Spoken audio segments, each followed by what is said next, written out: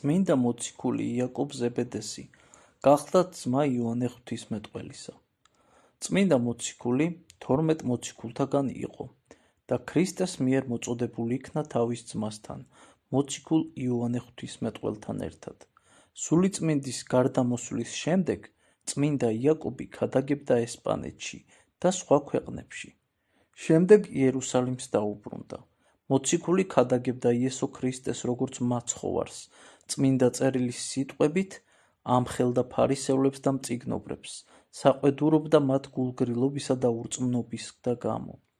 იუდეველებს ძალა არ შესწევდათ წინ აღდგომოდნენ მოციქულის სიტყვებს და ფულით მოისყიდეს ფილოსოფოსი მოგვი ჰერმოგენი, რათა კამათში გამოეწვია წმინდა იაკობი და გაეცამტვერებინა მისი შეხედულებები ქრისტეზე, როგორც აღთქმულ მესიაზე. მოგვმა წმინდა მოციქულთან თავისი მოწაფე ფილიპე გაგზავნა, მაგრამ მან ირწმუნა ქრისტე. შემდეგ თვით ჰერმოგენიც დარწმუნდა ღვთისმყოფის შემძლეობაში, დაწვა ჯადოქრული წიგნები, ნათელი იღო და ქრისტეს ჭეშმარიტ მიმდევრად იქცა. ურწმუნო იუდეველებმა ჰეროდე აგრიპას 40-44 წლებში ურჩიეს, შეეპყრო იაკობ მოციქული და სიკვდილით დაესაჯა.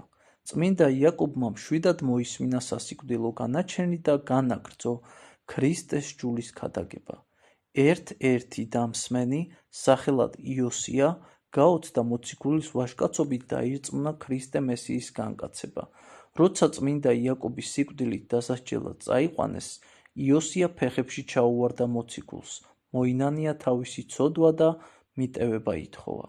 წმინდა იაკობმა გულში ჩაიხუტა ავსარებელი, აკოცა და უთხრა: "მშვიდობა შენდა და მიეტევება".